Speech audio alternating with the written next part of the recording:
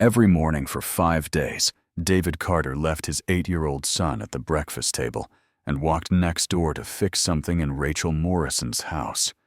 Monday, a dripping faucet. Tuesday, a flickering light. Wednesday, a wobbly chair. Thursday, a smoke alarm that wouldn't stop screaming. Friday, a stove that refused to light. He never asked for money, just accepted her coffee and those strange conversations that felt like they meant more than small talk. A single dad who worked with his hands didn't usually discuss Bitcoin over a kitchen counter, or interest rates while tightening a loose screw. On that 5th morning, Rachel stood in her doorway with that same calm smile and said something that made David's wrench slip from his fingers. 5 days I've paid you, David, very generously. This house is out of things to break now. He laughed, told her he'd never taken a single dollar, just coffee and conversation. But when he walked back home to Ethan, something nagged at him. The way she smiled. The way nothing in that perfect house should have been broken in the first place. And the way those 5 conversations kept playing in his mind like a test he didn't know he was taking. The first time David Carter noticed Rachel Morrison, she was stepping out of a charcoal BMW with a leather briefcase that probably cost more than his truck. That was 6 months ago, when she'd moved into the house next door.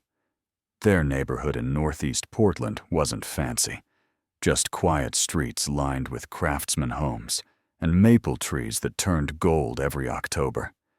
Rachel's place stood out because it was immaculate.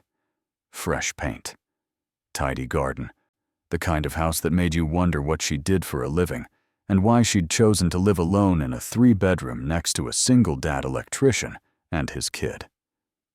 David was 37, had been divorced for 4 years, and his life had settled into a rhythm he could manage. Wake at 6, make breakfast for Ethan, drop him at Bridgeton Elementary by 7:30, work jobs around the city until 5, pick up his son. Dinner, homework, bedtime stories, then collapse on the couch with whatever was left of his energy. The rhythm was predictable, safe. It was also suffocating, but David had learned not to want more. Wanting more was what had destroyed his marriage. His ex-wife Amanda had left because she'd wanted a different life, a bigger life, and David had wanted to play it safe. The divorce had felt like proof that he wasn't built for ambition. He was built for survival. He earned $3,500 a month doing electrical work for small businesses and residential calls. It was enough. Barely, but enough. His savings account held $12,000, a number he checked every Sunday, like some people check their weight. That money was sacred. Emergency fund, college fund, the thing that stood between him and the terror of not being able to provide for Ethan. He'd started that account the day Amanda left, putting away every spare dollar like he was building a wall against the future. The number never seemed to grow fast enough. Rachel was different from anyone in the neighborhood. She kept odd hours, her lights burning past midnight most nights. Sometimes David heard piano music drifting through the windows, something classical he couldn't name. She was 42 but looked younger, with an elegance that seemed out of place in their working-class corner of the world. When David saw her in the mornings, leaving for work in tailored clothes, he felt the contrast between them like a physical thing. She moved through the world with confidence. He moved through it with caution. They'd exchanged polite hellos over the fence. She'd complimented Ethan once when the boy was kicking a soccer ball in the yard, but they weren't friends. Just neighbors who happened to share a property line, and David was fine with that. People like Rachel didn't really see people like him. Then came that Monday morning in late September. David was loading his toolbox into the truck when Rachel appeared at her front door. She wore jeans and a cream sweater, her dark hair pulled back. Even at 7 in the morning, She looked put together in a way that made David suddenly aware of his work boots and faded jacket. "David," she called out. "I'm so sorry to bother you this early. My kitchen faucet has been dripping all night. I can't get it to stop. Do you think you could take a quick look?" He glanced at his watch. He had 20 minutes before he needed to get Ethan to school. "Sure," he said. "Let me just tell my son where I'm going." Ethan was finishing his cereal at the kitchen table, his backpack already by the door. The kid was 8, but had the careful, observant eyes of someone older. 4 years of watching his parents split and his dad scramble to keep things together had done that. "Gotta help Miss Morrison real quick," David said.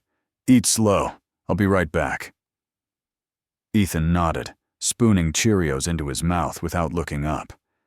David sometimes wondered how much his son understood, how much he'd absorbed of the quiet panic that had defined their lives since the divorce. Rachel's kitchen smelled like coffee and something floral he couldn't identify. The faucet was dripping steadily into a stainless steel sink that gleamed like it had never seen a dirty dish. David knelt and opened the cabinet underneath, pulling out his flashlight. The pipes looked fine. Brand new, actually. He tightened the valve stem, replaced a worn washer he kept in his toolbox, and tested the handle. The dripping stopped. "Should be good now," he said, standing up and wiping his hands on his jeans. "Washer was old. Happens all the time." Rachel handed him a cup of coffee in a ceramic mug, steam rising in delicate curls. "Thank you so much. What do I owe you?" David shook his head. "Nothing. Took 5 minutes. We're neighbors." She smiled, but there was something in her eyes he couldn't read. Curiosity, maybe, or calculation. "Well, at least stay for a minute. You look like you could use the caffeine." He did. He always did. So he leaned against her counter and took a sip. The coffee was better than anything he made at home. The kitchen was warm and quiet, and for a moment David felt out of place, like he'd stepped into someone else's life. "How's work going?" Rachel asked, settling into a chair at her breakfast nook. The question felt genuine, not just polite filler. David shrugged. "Steady enough. Got a couple commercial jobs lined up. Keeps the lights on." The words came out flat. He heard the resignation in his own voice and hated it. Rachel nodded slowly, her fingers tracing the rim of her own mug. "Do you ever think about investing? Building something beyond the day-to-day?" The question caught him off guard. He laughed, but it sounded defensive even to his own ears. "Investing? Like stocks?" "Stocks. Bitcoin. Index funds. Anything that makes your money work for you while you sleep." David set his mug down. "I don't trust that stuff. Work hard, save what you can. That's what makes sense to me." He didn't say the rest. That he'd seen his parents lose money in the 2008 crash. That Amanda had mocked him for being too conservative, too afraid. That every dollar in his savings account represented a choice not to risk, not to fail again. Rachel tilted her head, studying him. "I understand, but you know, sometimes the biggest risk is not taking any risk at all. Interest rates are at historic lows right now. There are funds that require almost no active management. You just let time do the work." She wasn't pushy, wasn't trying to sell him anything. She was just talking. But the words stuck with him as he walked back to his house, grabbed Ethan, and drove to school. That night, after his son was asleep, David opened his laptop and searched index funds for beginners. He read for an hour, then closed the browser, his stomach tight with something he couldn't name. Hope, maybe. Or fear that hope was dangerous. Tuesday morning, Rachel knocked on his door while he was packing Ethan's lunch. "I'm so embarrassed," she said, standing on his porch with an apologetic smile. "The light in my living room keeps flickering. I think it might be the fixture. Could you possibly take a look?" David grabbed his toolbox. This time Ethan came with him, curious about the inside of the neighbor's house. While David examined the light fixture, Ethan sat quietly on Rachel's couch, taking in the walls lined with bookshelves. Business books, economics, biographies of people David had heard of but never read about. The problem was simple: loose connection in the wiring. David tightened it, tested the switch. The light stopped flickering. Rachel offered coffee again, and this time she brought out a plate of cookies for Ethan. The boy's eyes lit up, while Ethan munched happily. Rachel turned to David. "I was thinking about what we talked about yesterday, about investing." David felt his guard go up. "I'm not looking for financial advice," he said, more sharply than he meant. She raised her hands. "I'm not trying to advise you. I just think it's interesting how we approach risk. Right now, interest rates are incredibly low.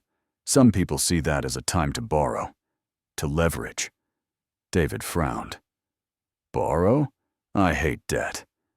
The words came out harder than he intended, and he saw Ethan glance up. Rachel nodded, unbothered. "Most people do. But there's smart debt and bad debt. If you borrow at 3% and invest in something that returns 7 or 10%, you're making money on someone else's capital. Sounds risky. It is, but only if you don't understand what you're doing. The key is only borrowing for assets that generate income. Real estate you can rent out, for example. Not cars, not luxury items, things that pay you back." Ethan looked up from his cookie. "What's leverage, Dad?" David ruffled his son's hair. "Grown-up talk, buddy. Finish your snack." But his mind was already turning over the concept, uncomfortable with how much sense it made. That night, David couldn't stop thinking about it. He pulled up mortgage rates, looked at rental properties in outer Portland neighborhoods, ran numbers in a spreadsheet he built himself, testing scenarios. The math was interesting, uncomfortable, but interesting. He didn't do anything with the information, just filed it away. But lying in bed, staring at the ceiling, he felt something shift. A crack in the wall he'd built around himself. Wednesday. The pattern continued. This time, it was a wobbly dining chair. David tightened the screws, reinforced a loose joint. Rachel made coffee. They talked. This time, she mentioned interest rate cycles. "The thing about borrowing when rates are low," she said, "is that you have to be smart about timing. Rates won't stay low forever. When they start climbing again, that's when you pay down debt fast and pull back on risk. Timing isn't everything, but it matters." David listened. He didn't argue. Something about the way Rachel spoke made him feel like she'd lived through things he hadn't. Like she'd seen markets rise and fall and learned lessons he was still stumbling toward. He found himself leaning forward, asking questions, and Rachel answered them all, patient and clear. Thursday brought the smoke alarm. It shrieked for no reason. The battery fresh, the sensor clean. David replaced it entirely with a spare he had in his truck. Rachel thanked him, handed him coffee, and this time she slid a piece of paper across the counter. It had 5 company names written in neat handwriting: Apple, Microsoft, Nvidia, Amazon, Alphabet. "What's this?" David asked. "Just companies I think will matter in 10 years. You don't have to do anything with it. But if you ever decide to dip a toe into investing, those are worth researching. Technology isn't going away. It's accelerating." David folded the paper and put it in his pocket. He didn't throw it away. That night, he researched every name on the list, read analyst reports, looked at 5-year performance charts. The numbers were staggering. Friday was the stove. It wouldn't light, the igniter clicking uselessly. David checked the gas line, cleaned the burner, adjusted the igniter. Simple fix. When he stood up, Rachel was watching him with that same calm, unreadable expression. 5 days you've helped me, David. she said quietly. "I've paid you very generously. This house is out of things to break now." David laughed, genuinely confused. "Paid me? Rachel, I haven't taken a dime from you." She smiled. "Haven't you?" He stared at her. "Coffee and conversation aren't payment." "Aren't they?" she said. Then she walked him to the door, her hand resting briefly on his shoulder. "Remember what we talked about, David? All of it." Her voice was serious now, weighted. David felt the hairs on the back of his neck stand up. He walked back to his house in a daze. Ethan was finishing breakfast, his backpack already zipped. "Miss Morrison's house sure breaks a lot," the boy said. David sat down heavily. "Yeah," he murmured. "It does." That weekend, he couldn't shake the feeling. 5 days. 5 different things broken. Rachel's house was beautiful, modern, clearly well-maintained. Why would so many things go wrong in a single week? And those conversations. They hadn't felt random, each one built on the last. Investing, leverage, timing, technology. Like she was teaching a class he hadn't signed up for. On Sunday night, after Ethan went to bed, David sat at his kitchen table with 5 pieces of notebook paper. He wrote down everything he could remember from each conversation. Day 1. Don't let fear keep you from growing your money. Index funds. Low risk, long-term growth. Day 2. Borrow smart when rates are low. Only for income-generating assets. Day 3. Know when to pull back. Interest rates won't stay low forever. Day 4. Technology is the future. Don't ignore what's coming. Day 5. She'd paid him. But how? He stared at the notes for a long time. Then he opened his laptop and looked at his savings account. $12,000. The number that had felt like security now felt like stagnation. What if he moved $5,000 into an index fund, just to test the water? His hand hovered over the mouse. Fear tightened his chest like a fist. This was the money that kept him safe. The money that meant Ethan would have food and clothes and a roof.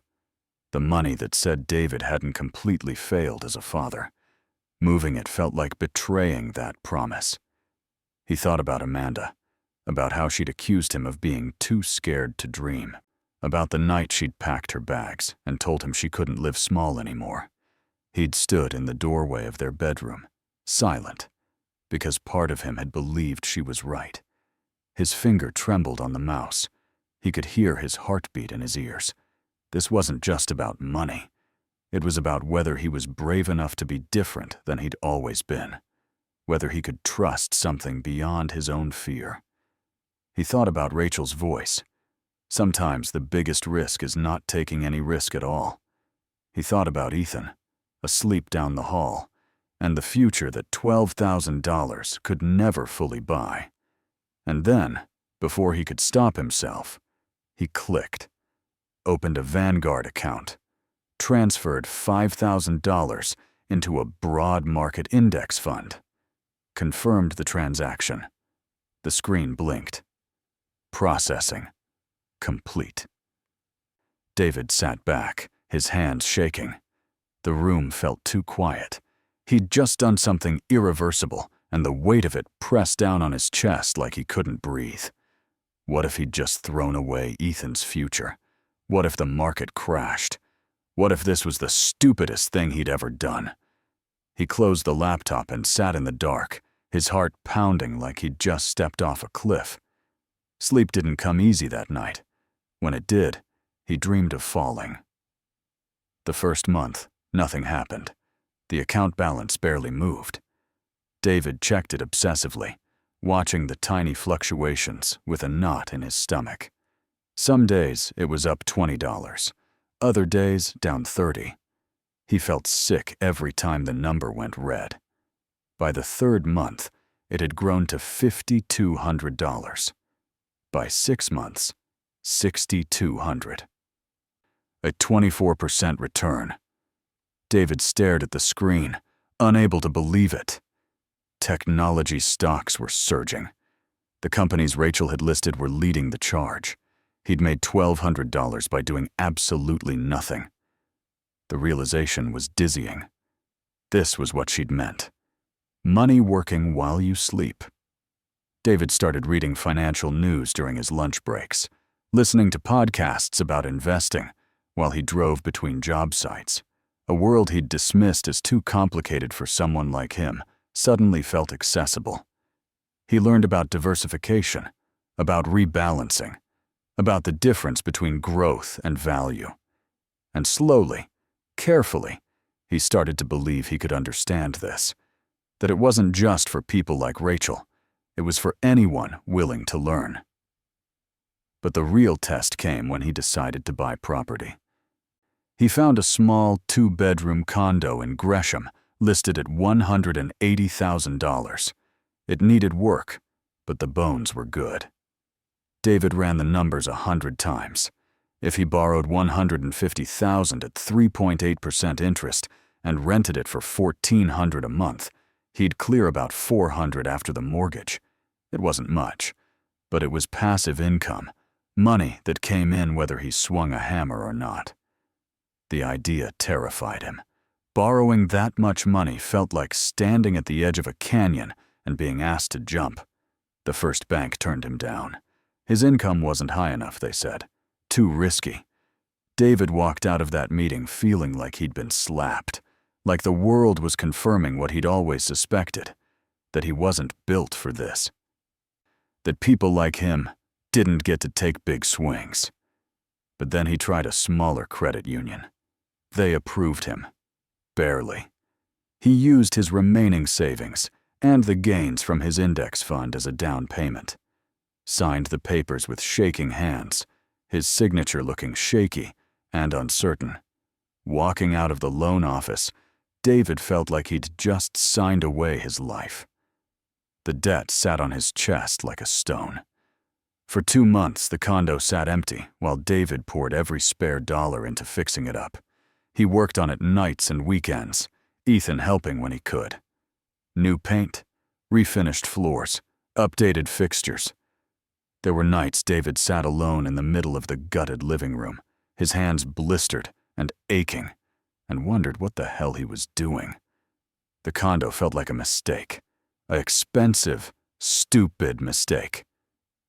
He'd lie awake at night doing the math, calculating how long he could cover the mortgage if it didn't rent.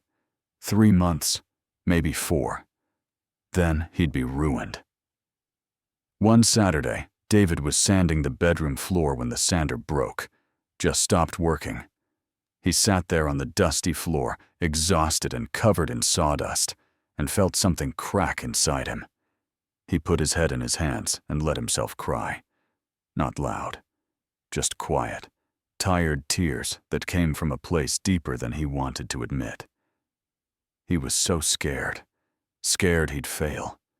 Scared he'd lose everything. Scared that trying to be more than he was would destroy what little he had. Ethan found him like that. The boy stood in the doorway, 8 years old and solemn. "Dad? You okay?" David wiped his eyes. "Yeah, buddy. Just tired." Ethan walked over and sat down next to him on the floor. "Is this gonna work?" David looked at his son. "I don't know, but you're trying anyway." "Yeah, I'm trying anyway." Ethan nodded. "That's brave." Finally, a young couple with a baby signed a lease, $1,400 a month. David's first passive income check felt like winning the lottery. He stared at the deposit notification on his phone for a full minute, barely able to process it. It wasn't much, but it was proof. Proof that Rachel had been right, that taking calculated risks could change things, that he wasn't as helpless as he'd believed. He wanted to thank her, to tell her what he'd done, to show her that her strange investment in him hadn't been wasted. But when he walked to her house, it was dark. A realtor's sign stood in the yard. For lease. She'd moved. David stood on her porch, staring at the empty windows, feeling like he'd lost something important. He pulled out his phone and searched her name. Rachel Morrison. The results made his breath catch. Portfolio manager, Blackstone Capital. Managed $2.3 billion in assets. Specialization, technology and real estate investments. Forbes featured her in an article about women in finance. She wasn't just knowledgeable, she was one of the best in the country. David sat on her porch steps, his head in his hands, and felt the enormity of it crash over him. She'd known exactly what she was doing. Those 5 days hadn't been accidents. The broken faucet, the flickering light, the wobbly chair, the screaming smoke alarm, the stove that wouldn't light. She'd staged all of it, tested him, watched how he responded, listened to whether he'd actually hear her. And when he proved he would listen, she'd given him the tools to change his life, not by handing him money, by handing him knowledge. A woman who managed billions had spent 5 mornings teaching a broke electrician how to escape his own fear. Why? Why him? The question sat in his chest like an ache. Over the next 2 years, David built on what Rachel had started. He bought a second property, then a third. His index fund grew steadily, weathering dips and climbing higher. When interest rates began to tick upward, he remembered her warning. He paid down his highest interest debt first, shifted some of his stock portfolio into safer bonds. He didn't panic. He adjusted. And when the market dipped hard one autumn, dropping 15% in a month, David held steady, watched other people sell in fear. And he remembered Rachel's voice. Time does the work. He kept his money where it was. 6 months later, the market recovered. His portfolio hit new highs. By year 3, David's life looked different. He still did electrical work, but now he ran his own small company, Carter Electrical Services. He hired 2 employees, took bigger contracts, focused on commercial jobs that paid better. His rental properties generated $4,200 a month in passive income. His investment portfolio had grown to $180,000. He wasn't rich, but he was stable in a way he'd never been before.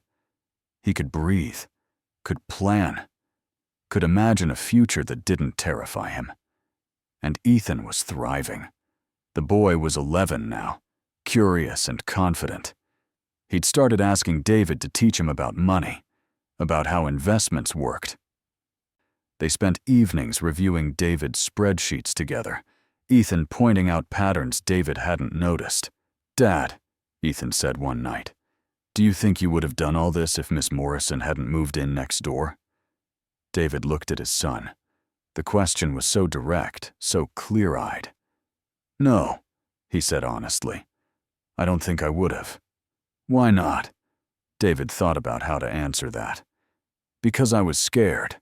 And sometimes you need someone to show you that the thing you're afraid of isn't as dangerous as staying stuck." Ethan nodded slowly, processing. "I'm glad she was our neighbor." "Me too, buddy. Me too." David applied to Portland State University when he was 42 years old.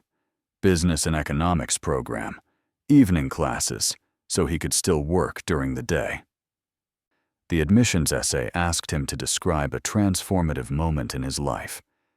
He wrote about 5 days in September, about a woman who broke things on purpose so she could fix him, about learning that opportunity doesn't always knock. Sometimes it drips from a faucet or flickers in a light bulb. Sometimes it disguises itself as an inconvenience. He wrote about fear and what it costs to live inside it, about a son who needed to see his father become brave. He got in, earned a partial scholarship for non-traditional students with compelling stories. For 3 years, David juggled running his business, managing his properties, raising Ethan, and studying economics. It was brutal. There were nights he fell asleep over textbooks. Mornings he woke up exhausted before his alarm. But he kept going. Because he'd learned something Rachel hadn't said out loud, but had demonstrated perfectly. Growth happens in the uncomfortable space between who you are and who you're capable of becoming. And staying uncomfortable long enough to cross that space is the hardest and most important thing you can do. When David graduated at 45, Ethan was 16 and getting ready to apply to colleges himself. MIT, Stanford. Schools David had never dreamed his son could attend. But now, with David's income and careful financial planning, they were within reach. The night of graduation, David sat in his cap and gown in the Portland State Auditorium, surrounded by students half his age. When they called his name, Ethan stood up in the audience and cheered louder than anyone. David walked across that stage with tears streaming down his face, thinking about the man he'd been 8 years ago, the one who thought $12,000 in savings was the ceiling of his ambition, the one who thought he was too broken to dream. 2 weeks after graduation, his phone rang. Unknown number. New York area code. David almost didn't answer. Hello? David Carter? The voice was familiar, warm, amused. This is Rachel Morrison. His heart stopped. Actually, stopped. He sat down hard on his kitchen chair, the phone pressed to his ear. Rachel, I've been trying to find you for years. I know, she said. I've been watching. There was a pause. Watching? Your LLC filings, your property acquisitions. I saw you graduated. Congratulations. David laughed, shaking his head, feeling tears prick his eyes. You've been keeping tabs on me? I invest in people, David. I like to see how my investments turn out. She told him Blackstone was opening a Portland office. They needed someone to head up real estate investment for the Pacific Northwest region, someone who understood the local market, someone who'd built a portfolio from nothing and knew how to identify value others missed. I'm offering you the job, Rachel said. Managing director. $450,000 base salary plus performance bonuses. David's vision blurred. $450,000, more than 10 times what he'd been making when they first met. The number didn't feel real. He opened his mouth, but nothing came out. His hands were shaking. Rachel, he finally managed. I just graduated. I don't have the experience for something like that. I'm not qualified. You have exactly the experience I need, Rachel said, and her voice was gentle but firm. You've done in 8 years what most people with MBAs can't do in 20. You took $5,000 and turned it into a $2 million net worth. You learned because you wanted to understand, not because you wanted credentials. That's rare, David. Rarer than you know. He couldn't speak, couldn't process what she was saying. She was offering him a life he'd never imagined, a job that would change everything. And he felt it again, that old fear rising in his throat, the voice that said he wasn't good enough, that people like him didn't get opportunities like this. Why did you do it? David asked, his voice breaking. Why me? Rachel's voice softened, and he could hear the smile in it. Because on the first day I asked you to fix my faucet, I offered you $50. You refused. You said neighbors help each other. That told me you weren't driven by greed, that you had values that couldn't be bought. Then I watched you with your son, the way you explained honesty to him, the way you were patient and present. I saw someone with integrity, someone who could be trusted with power. And when I gave you information, you didn't dismiss it because it came from a woman or because it challenged what you thought you knew. You listened. You thought critically. You acted with courage. Do you know how rare that combination is, David? He put his hand over his mouth, fighting to keep control. Because he did know. He knew how close he'd come to not listening. How many times he'd almost let fear win. Rachel kept talking, her voice steady and sure. I meet hundreds of people every year. Smart people, hard-working people, wealthy people, and most of them can't get out of their own way. They're too proud to learn from someone else, too scared to risk what they have, too comfortable being small. You weren't any of those things. You were terrified, but you moved anyway, and that's why you're here. That's why I'm calling. David sat in his kitchen, tears running down his face, the phone pressed to his ear like a lifeline. Ethan walked in, took one look at his father, and stopped. Dad? David looked at his son and smiled through the tears, held up one finger. Wait. I need 48 hours, David told Rachel, to think about it. I'll give you as long as you need, she said. But David, you've already proven you can do this. The only question is whether you believe it. That night, David and Ethan sat at the kitchen table until midnight. His son, who was almost as tall as him now, who'd grown up watching his father transform from a struggling electrician into someone who could hold his own in rooms that used to intimidate him. What do you think, Dad? Ethan asked. I think I'm terrified, David admitted. I think I'm not smart enough or experienced enough or polished enough for this. I think they're going to figure out I don't belong, and it's all going to fall apart.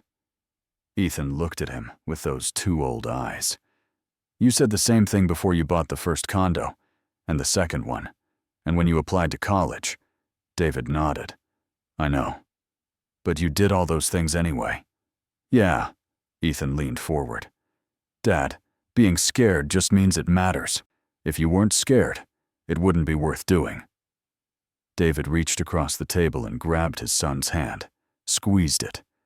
When did you get so smart? I learned from you. David called Rachel the next morning and accepted.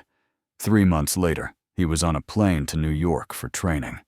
Rachel met him in the Blackstone offices, 40 floors above Manhattan.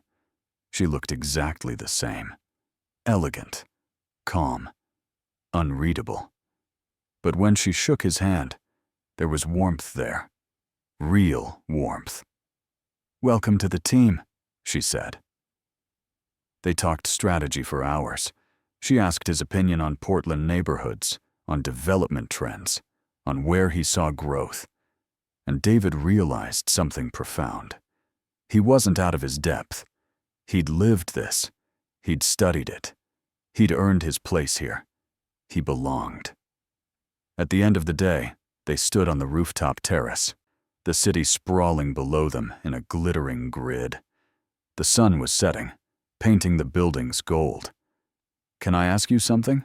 David said. Why the 5 days? Why not just tell me what to do? Rachel smiled, looking out at the skyline. Because if I'd just told you, you might have done it, or you might not have, but you wouldn't have owned it.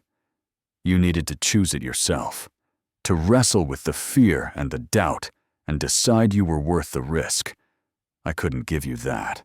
I could only create the conditions for you to find it. David looked out at the city, at the impossible beauty of it, and felt something settle in his chest. Peace, maybe, or just the absence of fear. I spent 8 years thinking I was lucky, he said quietly, that I just happened to have the right neighbor at the right time. You were lucky, Rachel said, turning to face him. But luck is only the beginning. What you did with it, that was all you. She paused, and her expression softened. I meet hundreds of people, David. Brilliant people, hard-working people, people with every advantage. But most of them are too afraid to become more than they already are. You weren't, and that's why you're standing here. Flying back to Portland, David looked out the airplane window at the clouds below and thought about the man he'd been, kneeling under Rachel's sink, tightening a washer, accepting a cup of coffee. He'd had no idea that moment was a door. that 5 mornings of small talk would crack open a future he couldn't have imagined. The path from there to here had been terrifying, had required him to become someone he didn't recognize. But that was the point, wasn't it? You don't change by staying who you are. Ethan picked him up from the airport, 16 years old, and already talking about studying computer science at MIT. They drove through the city David had lived in his whole life, but it looked different now, full of possibility, full of things he finally understood how to see. "Dad," Ethan said as they pulled into their driveway, "if I meet someone like Miss Morrison someday, what should I do?" David thought about it, about everything that question contained. "Listen," he said finally. "Really listen. Even if what they're saying scares you. Even if it challenges everything you think you know about yourself. Because sometimes the person trying to help you doesn't look like a teacher. Sometimes they look like a neighbor with a broken faucet. And if you're brave enough to hear what they're really saying, they might just change your life." That night, David sent Rachel a text. Just 4 words. "Thank you for listening." She replied an hour later. "Thank you for hearing." And beneath it, a single key emoji. Because that's what she'd given him. Not money, not a job, not even advice, really. She'd given him a key to a door he didn't know existed. And he'd been brave enough to walk through it. Brave enough to keep walking even when the path terrified him. Brave enough to become someone new. Years later, when people asked David about his success, he never said he was self-made. He told them about 5 September mornings, about a woman who knew that the best investment isn't in markets or properties or even companies. It's in people who are who are ready to become more than they believe they can be. He told them about learning to listen when someone plants seeds in the most ordinary moments, about the courage it takes to trust that you might be worth more than you've allowed yourself to imagine. And he told them the truth that had taken him years to understand. That change doesn't always announce itself with trumpets and grand gestures. Sometimes it drips. Sometimes it flickers. Sometimes it wobbles or shrieks or refuses to light. And if you're paying attention, if you're humble enough to learn from the person standing in front of you, if you're brave enough to act on what you hear, those small broken things can become the hinges on which your whole life turns. The key is recognizing the door when it appears, and having the courage to walk through it, even when you can't see what's on the other side.